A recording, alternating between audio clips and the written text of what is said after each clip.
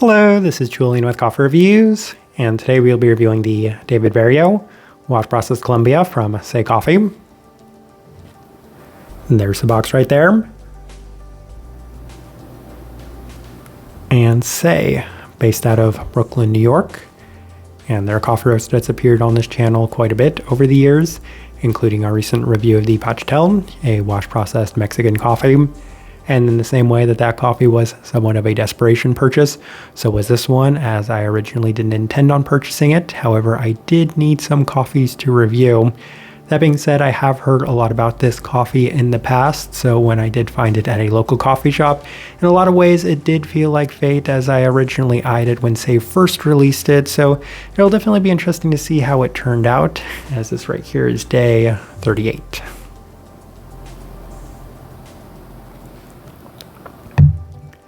And recipe we went with for this coffee was a lower extraction one at a 15:1 water to coffee ratio, brewed at 93 degrees Celsius, about 199 degrees Fahrenheit.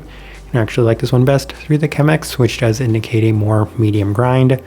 Roast profile for this coffee, it is kind of interesting, as a lot was made about Say's roast profile relatively recently, as they have recently switched roasters in terms of the person that is roasting the coffees themselves.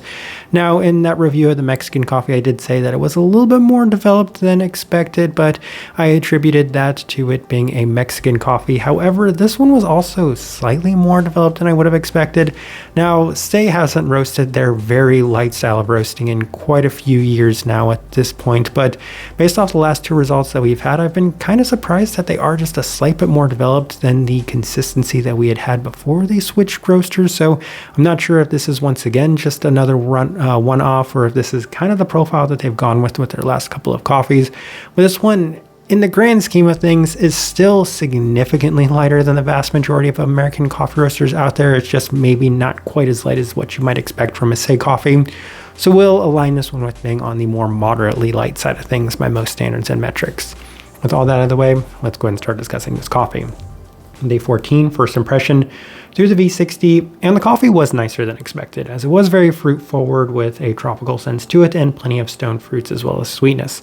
A very slight citric bitterness, but the coffee does cool down to a possible brewing error, as there is that kind of really bitter quality to it. So didn't necessarily know what to make of this first impression, but for the most part, very fruit forward. So I said to myself, if this is the direction that this coffee is going to continue, then it'll be a very enjoyable coffee. Day 17 through the Chemex, and it did have a little bit more savoriness to it. So I'll be completely honest, the first time I brewed this coffee, I just kind of ignored that. I didn't really know what to make of it, but the second time it was a little bit of a theme. There's a tomato-like characteristic in this one, and I will kind of spoil it. It was there throughout the entirety of this coffee, so even though it wasn't maybe as pronounced on certain days, just having it be an ever-present component to it is also kind of interesting, but that has been the case with some chiroso coffees we've had in the past.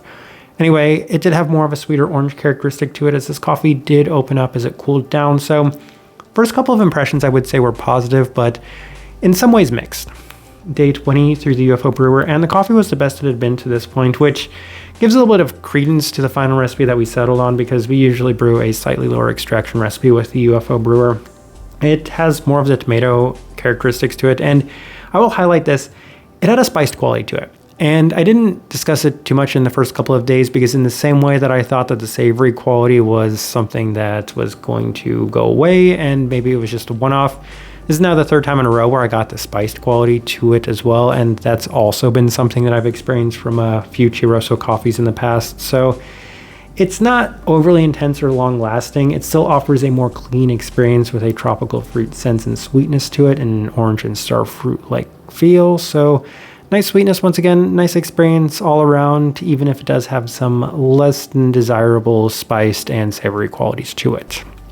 Day 23 through the V60 with some higher extraction adjustments, and the coffee was nowhere near as good as it had been in comparison to the earlier days, as it does offer a pretty prominent fruit quality as it cools down, but there was an uneven citric component to it and a little bit of heaviness. So with this being a Colombian coffee, I at this point more often than not expect it to have a heavier berry component to it, but having it be a little bit more pronounced when we pushed this coffee went to show that it really wasn't ideal, or hasn't been ideal, to push a lot of the say coffees that we've had recently, as it does tend to kind of cause them to lose their structure.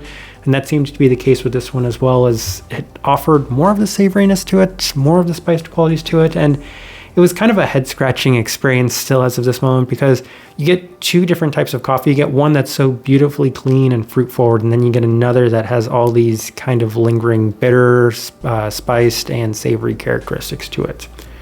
Day 25 through the Chemex with the same adjustments, and the coffee was better. So we did have pretty good results with this brew method, regardless of the recipe that we did opt for, as it does have a lovely fruit quality in a very sweet tropical sense once again. It is still slightly uneven in terms of the brightness and more of the traces of the spiced characteristic, but it was more than made up for by the fruit characteristics. So there are a number of coffees we've reviewed this year, the last couple of years, that have such a beautiful, wonderful, either floral or fruit quality. You just have to get past a less than enjoyable, either spiced or savory characteristic. And that seemed to be the case with this one, even if they weren't as intense in that spiced or savory sense than a lot of those other coffees were. Day 28 through the V60 with some lower extraction adjustments. And there were still mixed results, as it's still offering more of the unusual spiced characteristics. So I've often in the past described it as being reminiscent of peppercorn or basil. Those are usually the things that come to mind. So that was here yet again. There is a prominent citric fruit quality, but it also offered a slightly more robust feel. And it's kind of what I'm alluding to with the profile of this coffee. I would expect it to be lighter than it turned out, but once again, I'm just kind of getting a little bit more robust of a characteristic when we keep the extraction a little lower with this brew method. Day 32 through the Chemex with the same adjustments, and the coffee seemed to weirdly flip a switch on this day. And this coffee is kind of all over the board, but it is by far the best it had been to this point, offering an abundance of fruit qualities in a significantly cleaner sense, with notably less of the spiced characteristics. So they were all but absent at this moment, with plenty of tropical mango, orange, and star fruit in a much sweeter sense. So that's all those glimpses of fruit characteristics that I was experiencing on the earlier days, personified on this day. Very intense and very sweet in that regard. Day 35 final notes we have through the Chemex with the same adjustments of 15:1 and 93 Celsius. And the coffee continues to perform well above expectations through this brew method. There is still that ever so slight savory tomato quality to it, but it is more than made up for by the rest, as the spice quality is all but gone. So I do think that it probably just needed to settle. This coffee probably needed a little bit more time and rest before that just completely dissipated, but it did at this time frame, and it offered an extremely fruit-forward experience. And I have an abundance of fruit characteristics, including cherry, papaya, sweet orange, lighter plums, mango, sweet lemon, and even a bit of peach. So that goes to show just how intensely sweet and fruit-forward this coffee was. All right, let's go ahead and put up the tasting wheel so you can see what we're getting.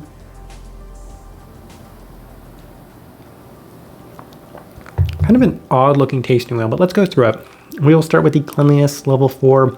As I'm drinking this coffee, I can't help but shake the feeling that this coffee just seemed to transition so different than I might have expected throughout this one, as I probably did think that the spice and savory qualities were going to be an ever-present, but as I'm drinking this one, I'm like, it's unbelievably fruit-forward. All I'm tasting in this experience is just fruits. So level 4 for cleanliness, it has terrific definition to the fruit qualities that are present within it. I still get a slightly interesting, robust characteristic as it lingers. So it's always going to be a level 4. It's just a strange way of getting to that level 4 for cleanliness. Finish, also level 4. It has an interesting kind of candied quality to it, which I was tempted to put the caramel a little higher, closer to a level 3, but I think it's just a more candied fruit quality, but even then, it just offers that slightly more brown candy sort of experience in that regard.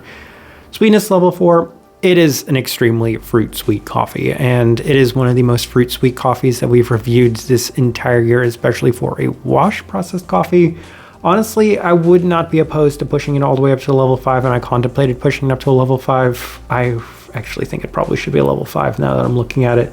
Extremely sweet coffee. Let's go ahead and move on to the rest. Citrus fruit level 4. I mentioned a number of things. The sweeter orange quality to it. The tropical sweetness can also go in that citric fruit category. A little bit of a lemon characteristic as well. So an abundance of citric qualities in that regard.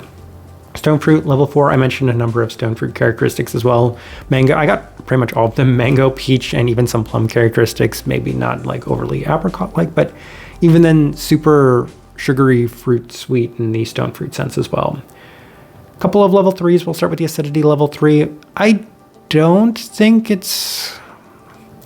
necessarily think it's the brightest coffee out there, though I did waffle back and forth between a 3 and the 4, but at the end of the day, I settled on the 3. It's kind of the way that I'm drinking this coffee now. It makes me realize, yeah, the profile of it's a little bit off, if I'm being completely honest. Florality level 3, it's not necessarily the most floral coffee, but I think it's because it's so dominated by the intense fruit characteristics of this one. So level 3 on it, it's fine. It's more than made up for by the other qualities in this coffee. And then 2 final things we're discussing. Berry fruit level 3, I mentioned there's a slight cherry quality. And I feel like that might have also played a little bit of a role in the red fruit presentation, also the tomato characteristic of this coffee. And then the final thing we're discussing, body level 2. Probably a component of brewing this one with a Chemex, as it did have a slightly lighter, silkier body to it. For as many chirosas as we reviewed, I haven't necessarily picked up on a theme in terms of the way they translate to the body itself. So level 2 where we opted to put that. But yeah, as I'm looking at this tasting wheel, it's a weird looking tasting wheel, but I definitely think it's actually a pretty good representation of what I was getting from this coffee. All right, so my overall thoughts and impressions of this coffee.